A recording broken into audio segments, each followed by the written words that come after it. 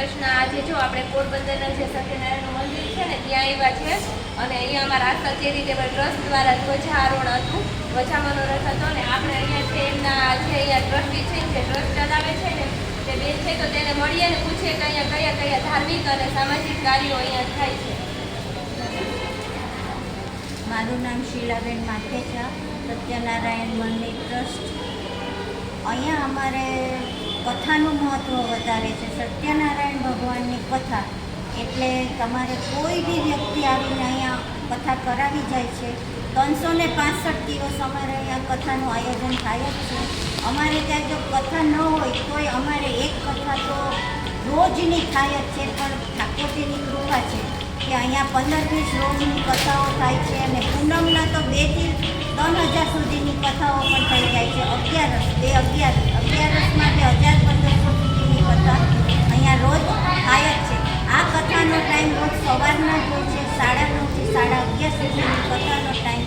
પછી રાજભોગની આરતી થાય, પછી વિરામ હોય છે અને 4:30 થી 7:30 સુધી પાછી છેલ્લી આરતી સુધી દર્શનાર્થીઓ દર્શન કરીને ધન્યતા અનુભવે જ છે।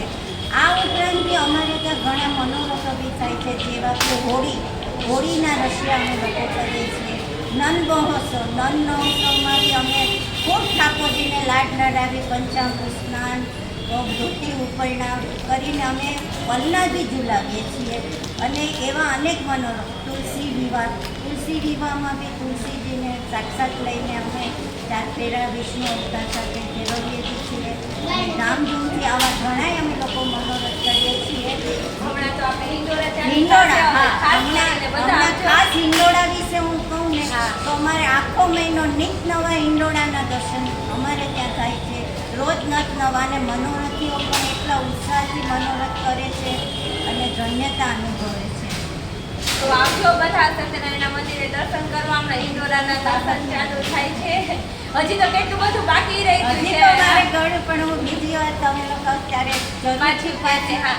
અને અહીંયા સત્યનારાયણની કથામાં પણ છે જે કોઈ ઘરે ના કરી શકતા હોય, કોઈ પાસે સમય ન હોય તો બહુ ઓછી રકમમાં કથા થઈ જાય છે। રૂપિયામાં એક કથા થાય છે અને એમાં સજોડે બી બેસી શકાય છે। કોઈ બહેનો ભાઈઓ જો નીચે ના બેસી શકતા હોય તો એમને અમે ખુરશી ટેબલ બી આપીને એમને પ્રોવાઈડ કરીએ છીએ।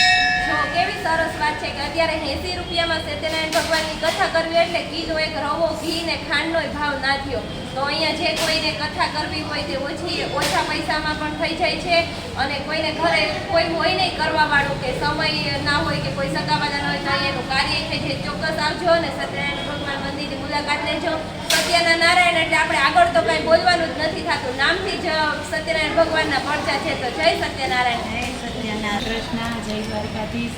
આજે યોગીની એકાદશી નિમિત્તે અમે સત્યનારાયણ મંદિરે ધજાજી સત્સંગનો એક અનોરો લાવો લીધો છે, જેની અંદર અમને શીલાબેન માખેચાએ ખૂબ જ સપોર્ટ કર્યો છે અને અમે આ કાર્ય કરીને ધન્યતા અનુભવીએ છીએ અને ઠાકોરજી અમારી ઉપર આવીને આવી કૃપા રાખે એવી ભગવાન પાસે અમે પ્રાર્થના કરીએ છીએ। જય દ્વારકાધીશ।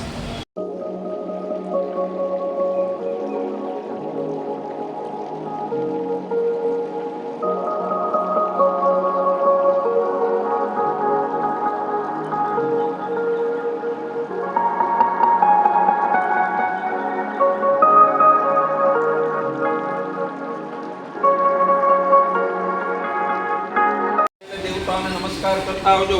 हरि ओम ओम श्री महागणाधिपतये नमः। ओम इष्टदेवताभ्यो नमः। ओम कुलदेवताभ्यो नमः। ओम ग्रामदेवताभ्यो नमः। ओम पूर्वस्व आसनं कृतासनं समर्पयामि। हरि ओम तत्परः।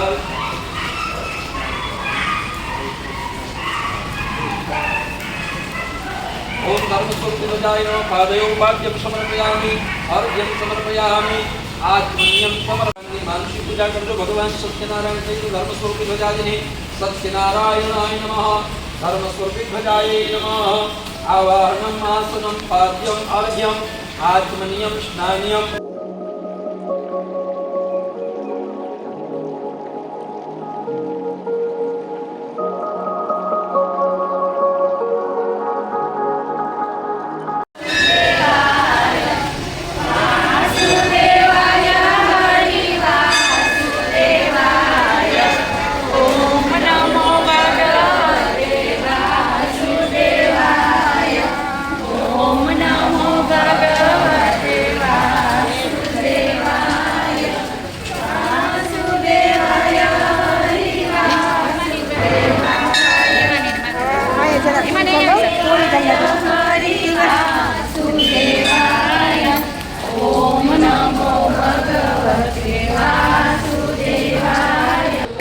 મારા ઘાટમાં બિરાજતા શ્રીનાથજી યમુનાજી મહાપ્રભુજી કરના મન ફેરી સુણો રે અરજી મારા અંત સમય કેરી સુણો રે અરજી રે કરી લેજો ચરણોમાં શ્રીજી બાવા દયા રે કરી મને કેળા રે યમ કેળા કદી ના આવે મારો નાથ તેડાવે મારા ઘટમાં વિરાજતા શ્રીનાથજી યમુનાજી મહાપ્રભુજી યમુનાજી મહાપ્રભુજી